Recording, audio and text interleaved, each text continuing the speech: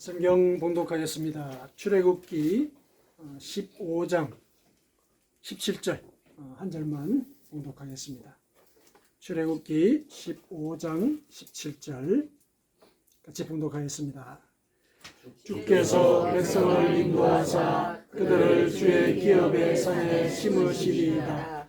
여호와여, 이는 주의 처소를 삼으시려고 예비하신 것이라. 주여, 이것이 주의 손으로 세우신 성소로소이다. 아멘.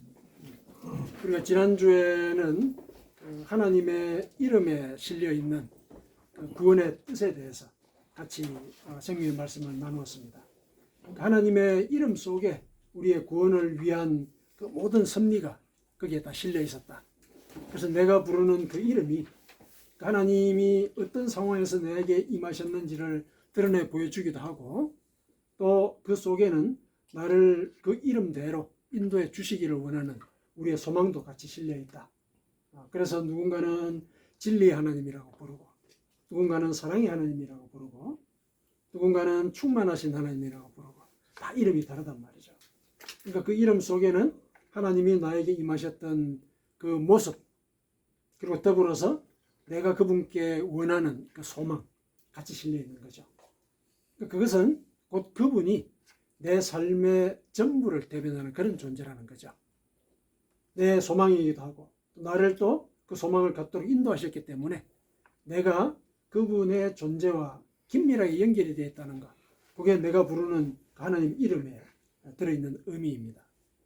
자, 그런 차원에서 살펴볼 때 그분이 우리 삶 속에서 임하셨던 구원의 과정, 그걸 소위 우리는 섭리라고 그러거든요. 섭리. 하나님께서 우리의 모든 생각과 삶의 모든 조건들을 다 관장을 하신다. 그걸 섭리라고 그러죠. 그 섭리가 우리에게 어떻게 임해서 우리가 그런 이름을 우리가 부르게 되었는지, 이거 우리가 한번 생각해 볼 필요가 있겠다는 생각이 듭니다. 그래서 오늘은 이 본문을 토대로 해서 하나님의 섭리가 어떤 성격을 갖고 있고, 그 섭리가 어떻게 나를 하나님을 믿는 자리로 인도했는지, 구원의 길을 걷도록 이끌어 왔는지, 그리고 그걸 안다면은 내가 거기에 대해서 어떻게 응대를 하는 것이 마땅한 일인지, 이거를 우리 같이 한번 살펴봤으면 좋겠습니다. 오늘 본문의 말씀은 이스라엘 백성들이 홍해를 건너고 난 뒤에 하나님께 노래를 불러서 찬양을 하는 그 노래의 한 구절입니다. 홍해를 건넜으니까 얼마나 엄청난 경험을 한 겁니까? 뒤에는 애굽 군대가 이제 죽이겠다고 막 달려오죠. 병거를 끌고 막 이렇게 막 달려오고, 그런데 앞에 거대한 바다가 놓여 있단 말이죠. 얼마나 절체절명의 순간이었겠습니까? 그런데 그때 하나님은 홍해의 바다를 가르셨죠. 그래서 이스라엘 백성들이 마른 땅으로 걸어갔다, 이렇게 얘기를 합니다. 그 강바닥으로, 그 홍해 바다, 그 마른 땅을 걸어서 그 홍해를 건너갔단 말이죠. 그 얼마나 엄청난 일이 벌어졌습니까? 그런데다가 후환을 싹 없애주셨죠. 이집트 그 애굽 병사들이 쫓아오지 못하도록 다시 바다를 닫아버리셨죠. 그래서 이 바다 속에 있던 그 애굽 병사들은 다 수장이 돼버리고, 그 모든 것들이 깨끗하게 정리가 되었죠. 상징적으로 얘기를 하면은 구원의 완결이죠. 그 순간. 그렇죠. 예를 들면은 애국 군대를 죄의 세력이라고 본다면은, 홍해는 우리 앞에 놓여 있는 일상의 그 장애란 말이죠. 우리가 늘 겪을 수밖에 없는 고난, 고통이란 말이죠. 그 모든 것들이 일거에 다 해결이 된 거예요. 다 해결이 되고 이제 피안으로 건너온 거죠. 강 저편으로, 바다 건너편으로. 그랬으니 얼마나 기쁘겠습니까? 그래서 출애굽기 15장을 보면은 긴 노래가 나와요. 이스라엘 백성들이 하나님께 올리는 그 찬양, 그 노래 가사가 15장에 이렇게 기록이 되어 있거든요. 그 중에 이 한 구절, 27절이 하나님께서 이스라엘 백성들을 어떻게 인도해 오셨는지, 그 섭리의 과정, 그게 다 그대로 드러나 있고, 또 앞으로도 어떻게 섭리를 하실 것인지, 거기에 대한 암시도 이 속에 다 들어 있습니다. 그래서 이 본문을 우리가 같이 살펴보면서 우리 삶 속에 임하신 그 하나님의 섭리의 그 성격, 그리고 앞으로도 어떻게 인도하실 것인지, 이런 것들을 우리가 같이 생각을 한번 해보는 시간을 가졌으면 좋겠습니다.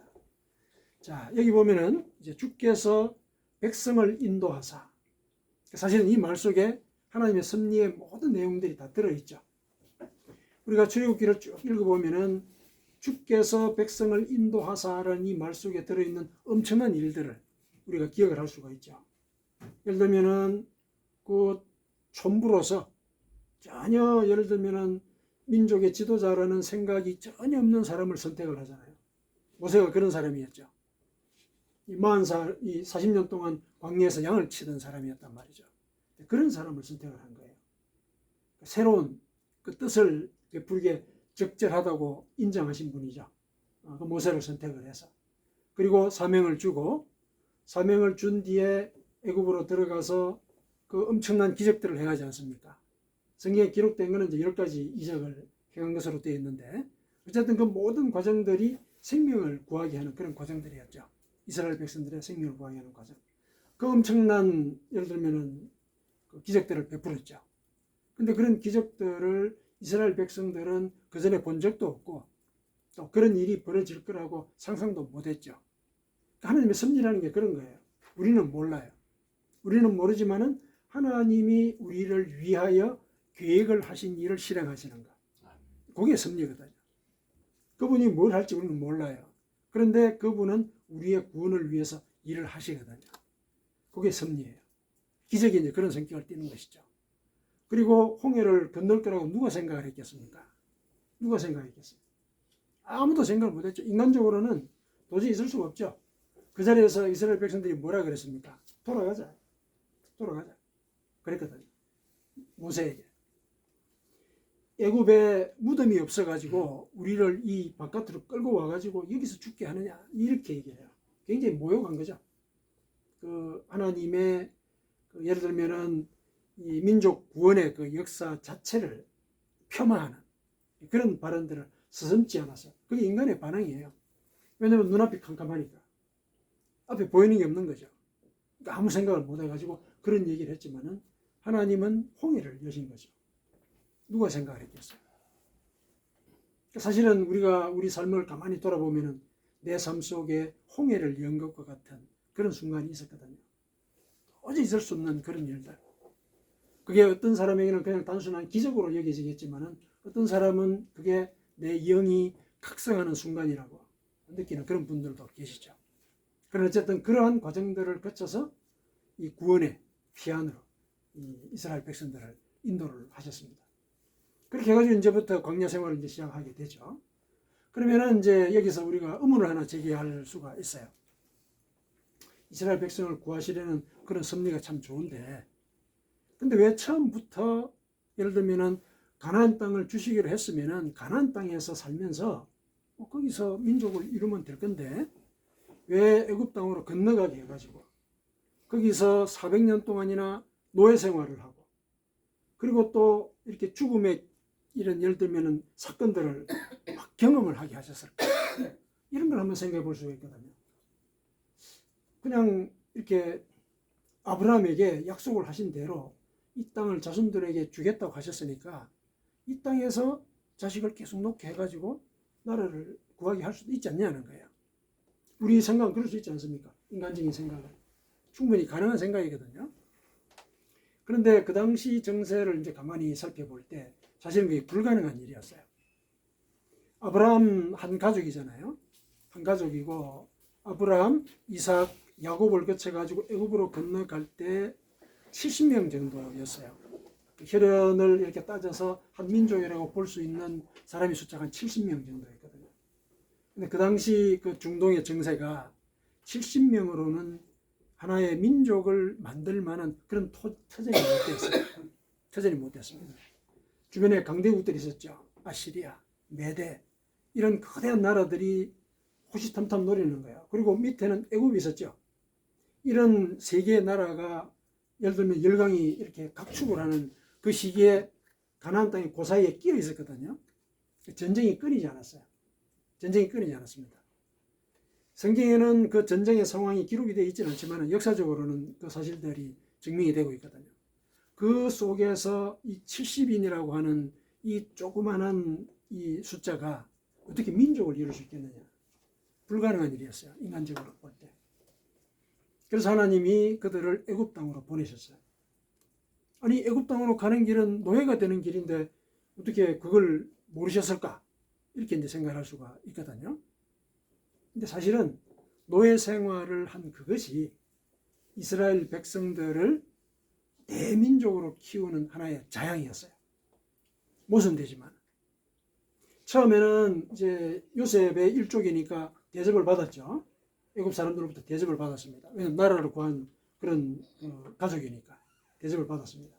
그런데 요셉을 모르는 왕이 이제 태어났죠. 아는 왕은 죽고 그 밑에 이제 왕이 올라가지고 보니까 이 이스라엘 사람들이 너무 번성하는 거예요. 너무 번성하죠. 그러니까 남자아이가 태어나면 다 죽여라 할 그런 명령을 내릴 정도로 번성한 거예요. 그러면은 왜 이런 압제를 받는 노예 생활, 이게 그들에게는 민족을 키울 기회였느냐. 아까도 말씀을 드렸지만 70인으로서는 가나안 땅에서 살아갈 수가 없어요. 민족을 이룰 수가 없다는 거죠. 그러니까 일단은 그 속에 들어와 있었고 애굽이라는 거대한 울타리 안에서 사실은 보호를 받은 거예요. 사실은 보호를 받았죠. 근데 왜 예를 들면은 노예로서 보호를 받을 수밖에 없었느냐? 그거는 우리가 생각할 필요가 있죠. 만일에 애굽 땅에서 요셉의 지위가 그대로 대대로 이어졌다고 생각해 보십시오. 대대로 이어졌다고 생각해 보세요. 잘 살고 잘 먹었다고 생각해 보세요. 가나안 땅으로 가겠어요? 가나안 땅으로 가겠습니까? 안 갑니다. 안 가죠. 그런 뜻이 있었던 거죠. 그러니까 노예로서 살 수밖에 없었던 이유는 그거죠. 왜냐하면은 가나안 땅으로 내가 가서 거기서 대민족을 이루게 하겠다. 이게 아브라함과 하신 약속이거든요. 그게 아브라함의 약속이에요. 그래서 그 약속을 예를 들면 하나님께서 지키고자 하실 때 일단은 두 가지 조건이 필요하잖아요. 대민족이 있어야 된다. 대민족이 있어야 된다. 그래야 나라가 되니까. 대민족이 있어야 된다는 거 하나 이루어졌죠. 70인이 들어가가지고 400년 동안 그 속에서 살면서 거의 한 200만 명이 되었죠. 사람 숫자가. 성경에는 장정만 60만이었다 이렇게 얘기를 하는데 딸린 식구들을 계산하면 추정컨대 한 200만 정도가 그게 있었다는 거죠. 그러니까 200만 정도면 한 나라를 이룰 만한 그런 규모가 되는 거죠. 그렇게 만드신 거예요. 두 번째는 세상의 영화. 그렇죠. 요셉의 그 영화 얼마나 거대했겠습니까? 총리 대신이었잖아요. 그러면 총리 대신이니까 교육적인 조건이나 물적인 토대가 사실상 잘 갖추어진 집안이잖아요. 예를 들면. 그럼 그 집안이 대대로 그렇게 산다 그랬으면은 번성할 수 있겠죠? 자식들이 번성할 거예요. 그러면은 어느 날 갑자기 하나님께서 거기서 내려놓고 가나안으로 가라. 이게 너희 조상과 한 내 약속이다. 그러면 가겠느냐는 거예요. 노예이기 때문에 자유에 대한 소망을 갖는 거 아닙니까? 그런 것이죠. 그렇게 해서 큰 민족을 이루어서 결국은 소망까지 품게 해서 나오게 하신 거죠. 하나님의 섭리가 그렇다는 거예요. 노예로 이렇게 떨어졌을 때 원망했을 수 있겠죠, 사람들은. 그렇지 않습니까? 괜히 예를 들면은 그때 가뭄이 있을 때 조금 견뎌보지. 지나놓고 나서는 그렇게 생각을 하죠, 우리가. 어떤 일이 급하게 닥쳤을 때 그때는 말을 잘 못하지만은 지내놓고 나면은 야, 그때 좀 그랬으면 좋겠다 이런 생각 하잖아요. 근데 그게 쉽습니까? 항상 지나고 나서 그런 생각을 하니까 우리 이제 그 문제가 그런 거죠. 하나님은 아브라함에게 약속을 하실 때부터 사실은 애굽에서 종살이 할 거다 얘기를 하셨어요. 애굽에서 아브라함에게 너를 통해서 큰 민족을 이루게 할 것이다 약속을 하셨어요. 그런데 그 민족들이 내 후손들을 400년 동안 압제를 할 것이다 이렇게 얘기를 해요. 이유를 설명하지 않으셨어요. 압제를 할 것이다. 그러고 난 뒤에 이제 역사가 이렇게 이어진 것이죠. 근데 압제를 한 그 이유 지금 와서 보니까 그런 뜻이 있었구나 이렇게 생각할 수 있는 거죠. 하나님의 섭리가 그렇게 임하는 거죠. 그렇게 해가지고 결국은 이제 이 홍해를 건너는 그 약속을 지켜가는 그 과정의 첫걸음을 띈 거 아닙니까? 그렇게 해서 이제 홍해로 들어가게 되었습니다. 그게 주께서 백성을 인도하사 이 말 속에 들어있는 내용이죠. 인도하시는 그 속에는 하나님의 섭리가 그대로 들어있는 것이죠. 이러한 섭리, 이건 이제 우리 삶 속에다 적용을 해볼 필요가 있는 거죠. 우리 삶 속에. 내가 이 자리에 오기까지 우여곡절을 많이 겪었죠. 심정적으로나 또 우리 육신의 일상 삶 속에서 우여곡절을 참 많이 겪었습니다. 그러나 그런 우여곡절 끝에 어쨌든 나를 이 자리로 인도하신 것은 하나님이시거든요. 내가 어떻게 눈에 보이지 않는 존재를 믿겠습니까? 생각해 보세요. 인간적으로 생각하면 눈에 안 보이는데 어떻게 그걸 믿어요? 그렇지 않습니까? 근데 우리가 믿거든요. 어떻게 그런 일이 벌어졌어요? 어떻게? 이거는 하나님이 섭리하지 않으시면, 하나님이 우리를 인도하지 않으시면 불가능한 일이죠. 내 삶 속에 홍해를 걷는 그런 일들이 있었던 거예요. 어떤 경우는 그걸 의식하지 못할 수도 있습니다. 그러나 그런 일이 있었기 때문에 우리가 육신의 길을 접고 영의 길을 쫓기 위해서 이 자리에 온 거란 말이죠. 우리는 그 섭리가 실행이 된 증거예요. 이 자리에 있다는 것 자체가. 그거죠. 그리고 이렇게 인도하신 뒤에는 또 어떻게 인도하실지도 우리는 사실은 짐작을 할 수가 있죠. 오늘 본문의 말씀에 짐작을 할 수 있도록 여지를 만들어 주셨죠. 그들을 주의 기업의 산에 심으시리이다. 이렇게 얘기를 합니다. 주의 기업이라는 것이 하나님께서 믿음의 예를 들면 유산으로 만들어 놓은 선조들의 신앙의 경험들이 있잖아요. 그게 기업이에요. 성경에는 이걸 유업이라고도 번역을 하거든요. 유업. 신앙의 예를 들면 자산. 선조들이 하나님을 경험했던 그 기억들. 우리는 이제 성경으로 그 기억들을 한꺼번에 볼 수가 있지 않습니까? 그리고 오늘날 성경뿐만 아니라 성령의 역사. 이런 것들. 이런 것들이 주의 기업의 산이에요. 그 기업의 산에 그들을 심으셨다 이렇게 했거든요. 계속해서 믿음의 이 삶을 살아갈 수 있도록 사실은 인도하실 것이다. 이런 얘기죠. 예를 들면 우리가 나무를 산에 심는다 그러면은 그 나무가 잘 되고 잘 자라고 결실하기를 바라서 심는 거 아닙니까? 그렇지 않습니까? 그런 뜻을 갖고 주의 믿음의 그 자산에다가 이스라엘 백성들을 갖다가 심어 놓은 거예요. 그래서 그 믿음의 자산으로부터 믿음의 양분을 받아들여서 결실하는 그런 삶을 살아가도록 이렇게 실은 인도할 것이라는 것이 암시가 되어 있는 거죠. 앞으로 어떤 방식으로 섭리의 구체적인 양태는 우리가 넣을 수는 없지만 섭리의 방향은 일러주신 거죠. 믿음의 자산을 통해서 결실하게 할 것이다. 이게 그 섭리의 방향이에요. 여호와여 이는 주의 처소를 삼으시려고 예비하신 것이라. 왜 그렇게 하시는 거냐면은 우리를 하나님의 처소로 삼으려고 그러신다는 거예요. 처소. 동행하시겠다는 얘기죠. 하나님이 내 속에 계신다는 거 아닙니까? 처소라는 게 그런 뜻이죠. 그분이 살아 계시는 장소, 사는 장소. 우리를 그렇게 만드신다는 거죠.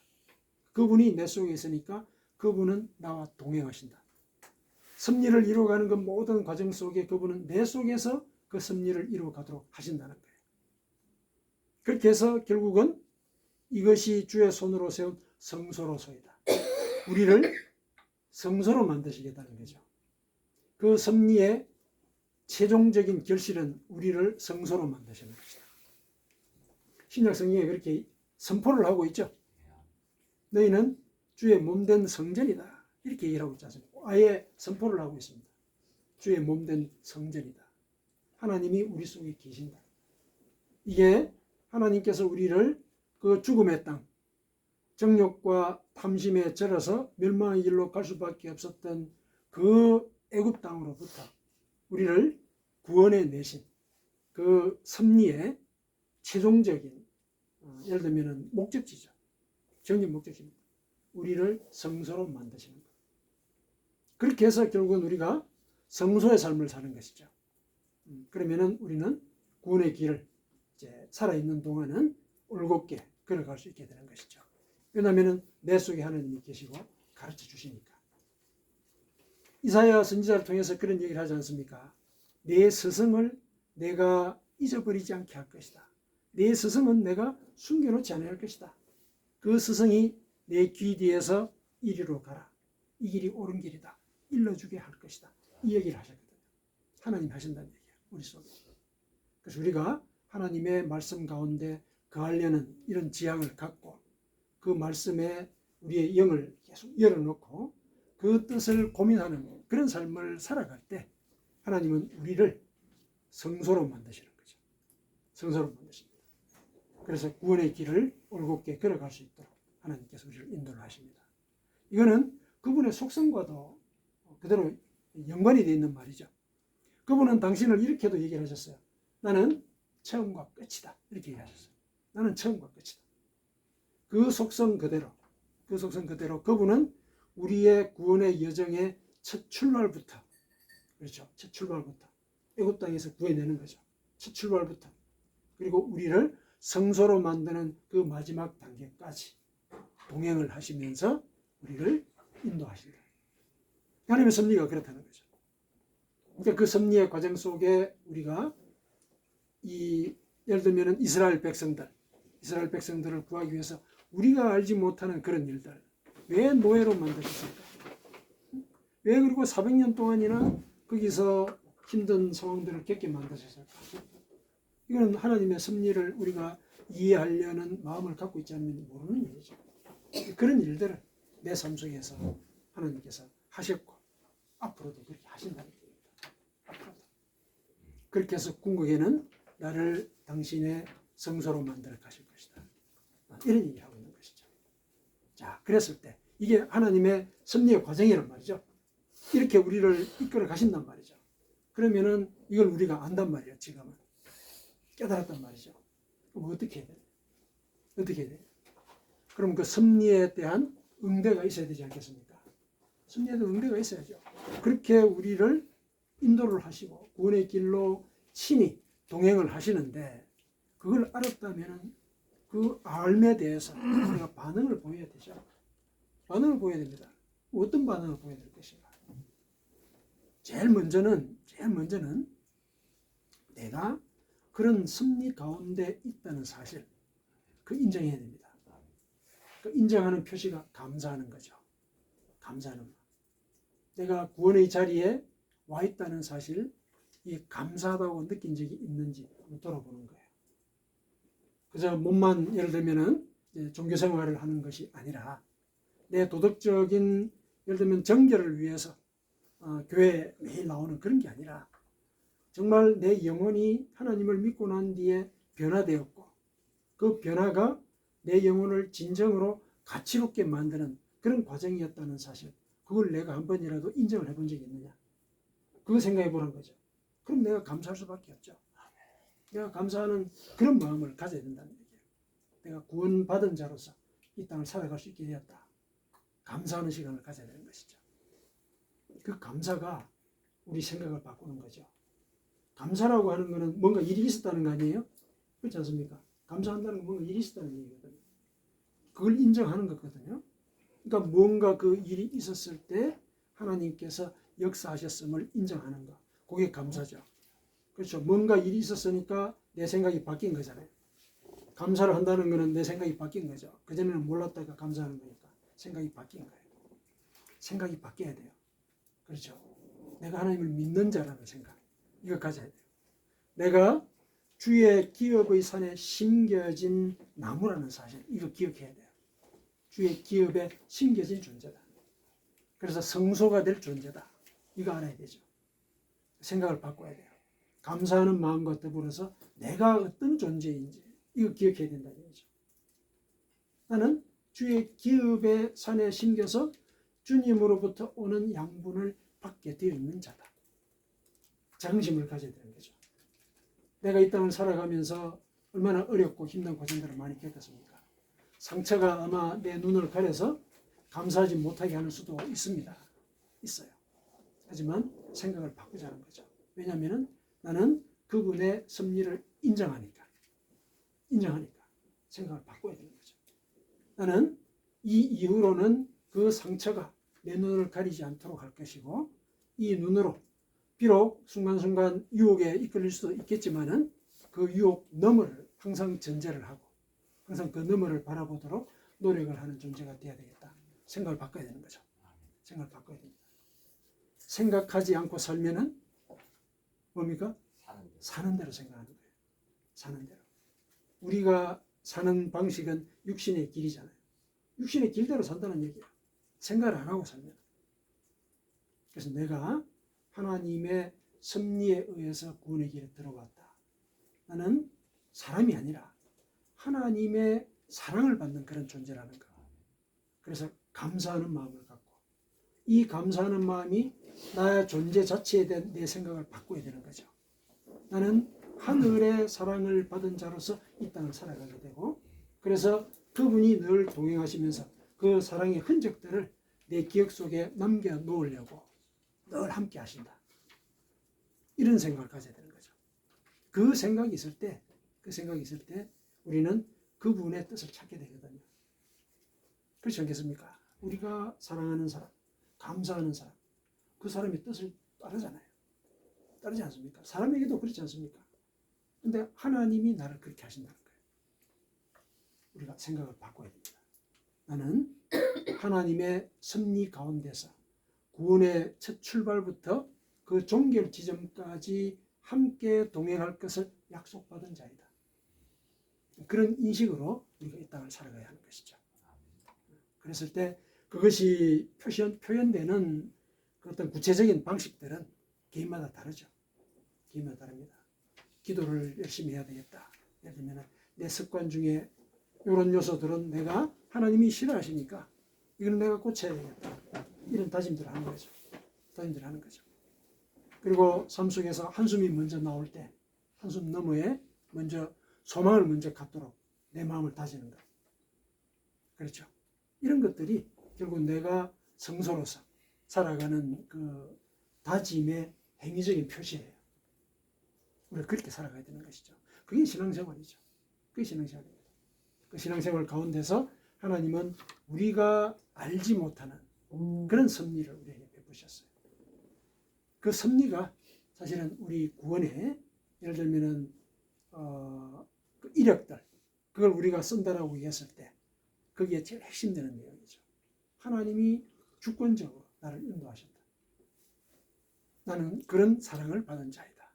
그 고백이 사실 여러분들의 그 믿음의 자서전에 주요한 주제가 되어야 하고 또 그렇게 될 것이라 믿습니다. 아멘. 그러면